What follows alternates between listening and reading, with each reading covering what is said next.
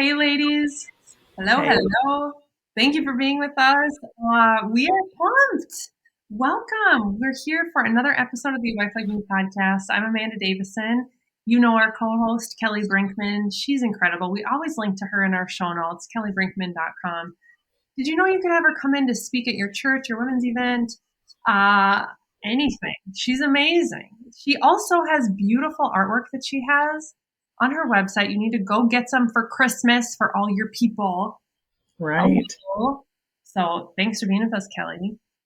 Yeah, of course. So I love being with our group of wives, and know that we pray for you. We both have a wife like me listed on our family prayer boards. So know that you're in good company here, and we respect what you're trying to do and continue to grow and deepen your marriage and your relationship with the Lord. So you're welcome here. You sure are, as you are, girl. This episode today, we're talking about, and it's all of these are so important, but this is something that comes up all the time when I'm talking with couples. I will ask individually how the husband and the wife are doing individually. How are you doing yourself? Typically, when a couple is not doing well, it's because one or both are not doing well.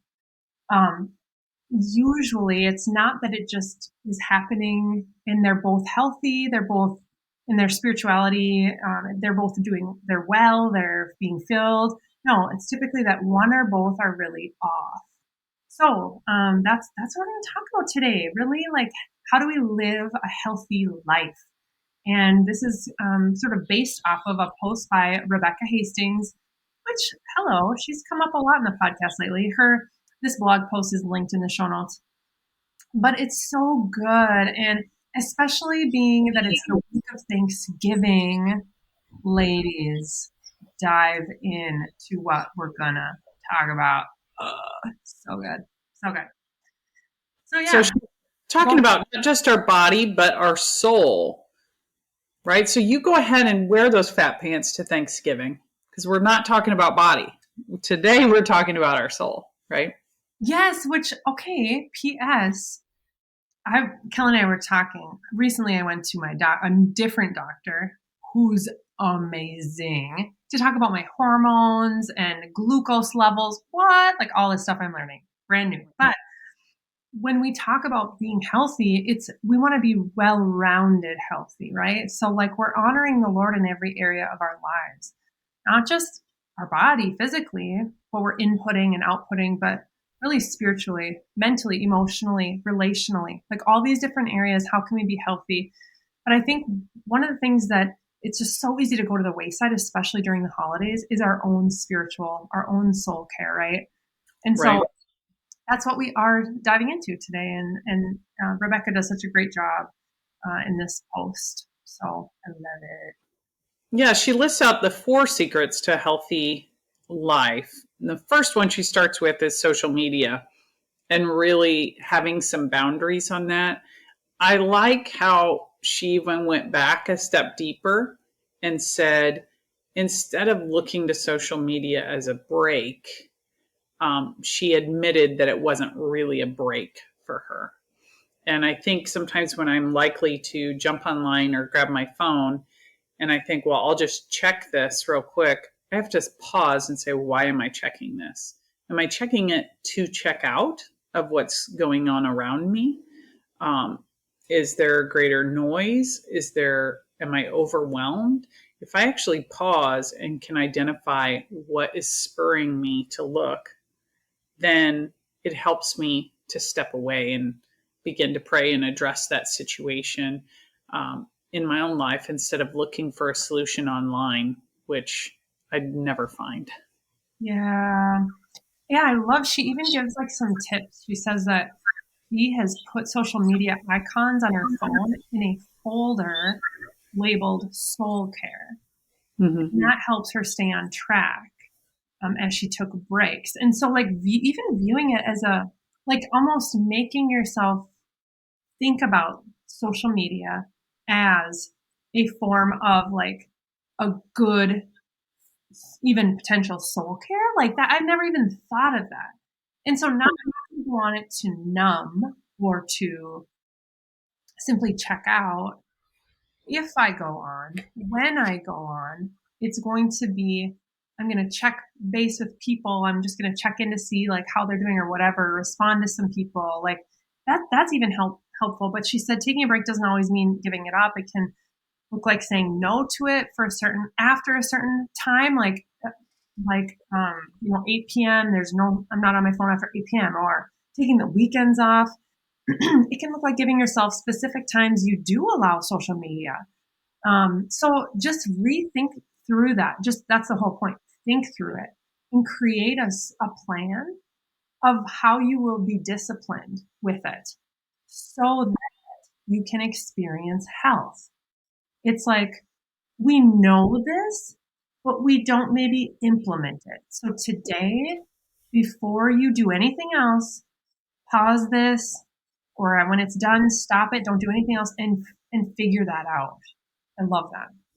Yeah, that's her wife step of this post as well. But that creating a plan, sometimes I use alarms on my phone to tell me, hey, this is coming up. So to treat it like an appointment, and my appointments will give me reminders. Maybe your phone's set up like that too. But then that reminder can kind of be a countdown, like only 20 more minutes of looking online, because then I know I'm going to have an influx of people, or my husband is going to come home and I'm choosing to connect with him in person. Right. So whatever it takes for you, I mean, that's part of growing and knowing yourself and knowing what works for you. So if you've made a decision in a strong moment, what can you do to stick with that in a weaker moment? We all struggle with that, and that's kind of why we set those boundaries, whether it's a word that you give yourself or a promise. Like years ago, I promised that I would read the Bible every day. I promised God that. So I'm not going to break that promise because I promised God. So maybe you do that, or maybe set an alarm on your phone, or a time on the calendar, or when other people are around, you're just going to drop it and not be online. Yeah, I love that. So good.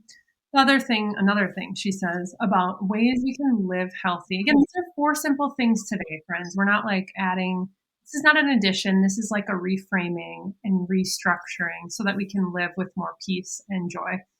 But another thing she says to live healthy, and I am in 1000% in support of all these, but this one is like, yes, is be quiet.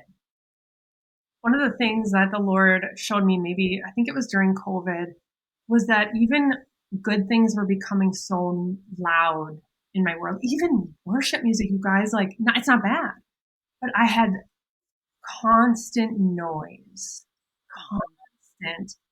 And really what that resulted in was me never personally being quiet with the Lord. Or if at all, it was very quickly or just briefly, right? Like I wasn't savoring his presence. I was just getting through. I was just like, it was so loud. Everything was so loud, even good things.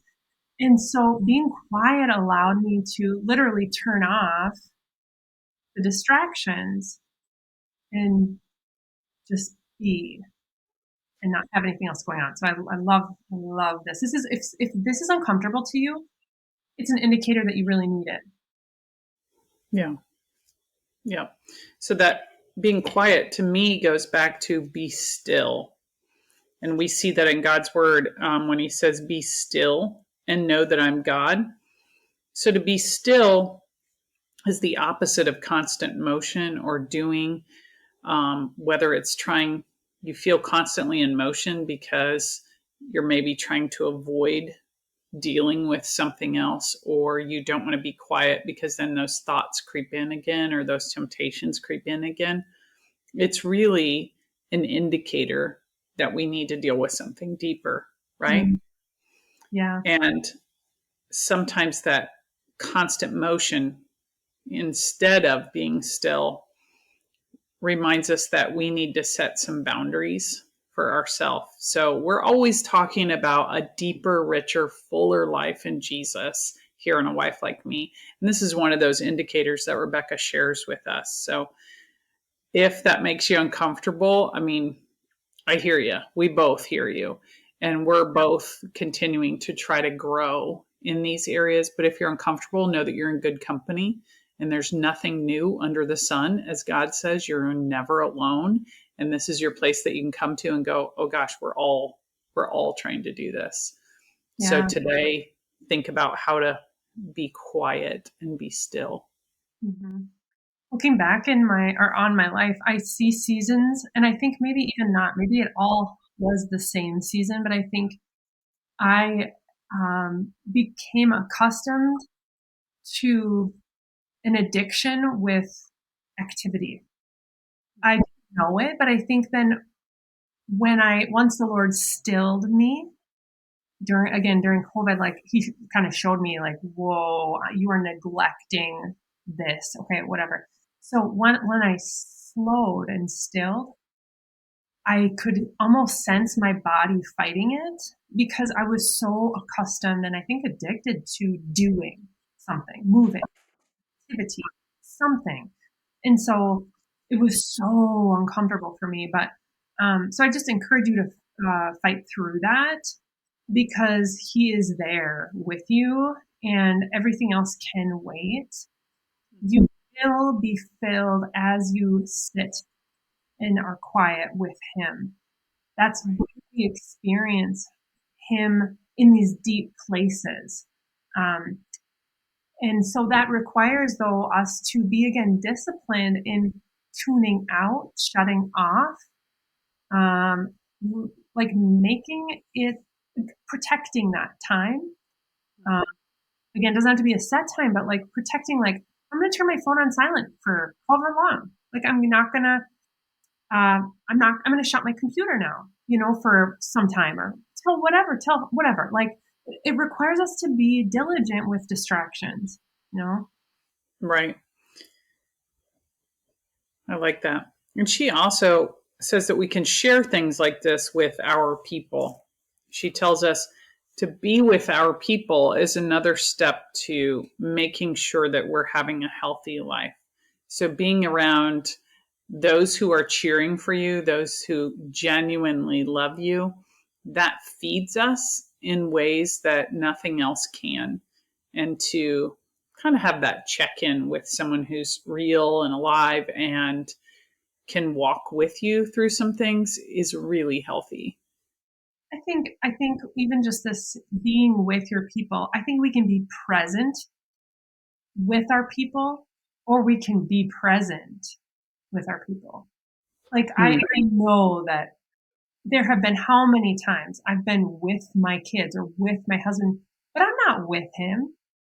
I'm on my phone. My energy, my um, focus is in different places. So I'm with them, but I'm not with them. I'm not really present with them. I'm just in their presence. So which we all know the difference too, right? So like when we put the phone down and we actually speak and have a conversation with the people around us, it fills us in a different way, right? And so like we again, this is becoming aware. It's this metacognition. I used to teach psychology, so like I love that. It's thinking about what we're thinking about. It's thinking about what we're doing. Thinking about what we're actually engaged in is this practice of thinking about what's going on in our mind. So we can grow in that and we can decide to actually choose to be present with our people, fully engaged, fully attentive to them and what they're doing, what they're saying. And that fills our soul. I mean, it's simple, but it's true. Hmm. And it's that being aware of it. I like what you've said that I can be sometimes physically present, but not there in spirit. Yeah. And that's an important distinction to make because I think sometimes we'll let ourselves off the hook to think, well, I'm physically here, so that's okay. But to be actively engaged is a whole different level of present. It's calming, it's grounding, it's peace filled when we're just truly engaged with what's in front of us. Yeah. Right. She talks too about how to be present and be with God and what that looks like to pray throughout the day and to take small moments back to Him. And, a mentor of mine has said laundry wasn't a task when she viewed it as, oh, these socks as a reminder to pray for her husband, right? His shirt to remind him or to pray that he would put on the attributes of God as she's folding his shirt, right? The pants that he would walk in the fullness of the Spirit of the Lord and walk in all the gifts that God's given him, that he'd walk in truth and walk in wisdom. And so being with God isn't like separate from daily tasks, or we need to drive to the grocery store, but she talks about what it's like to even have moments of quiet in the car and praying and kind of recapturing those, so there's not so many like lost moments, but they're moments that we can turn over and engage with God. I love that. You know that if you've been around life like me for a while, you know that I'm not a fan of like compartmentalizing time with God. That exactly what Rebecca's talking about and Kelly just shared. Like our every breath is a moment for Him, for God to be invited into. Whatever is in front of you. And when we are working, walking, living with that mindset, life feels different. It just does. And even this week, as you are preparing for Thanksgiving, whatever that looks like, everything your hands touch, every movement, every room, every space, everything is a moment that God can be a part of, and He can lead and He can guide and direct. So that feels different. I love it. Yeah, absolutely does.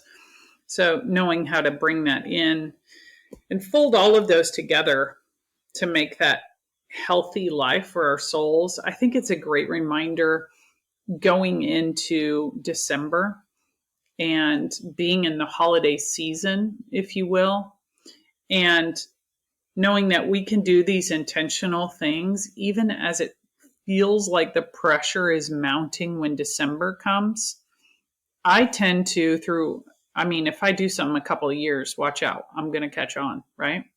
So I tend to, in the month of December, take everything off my calendar, and I intentionally only put things on there that work for us, for Mark and I, and for our family.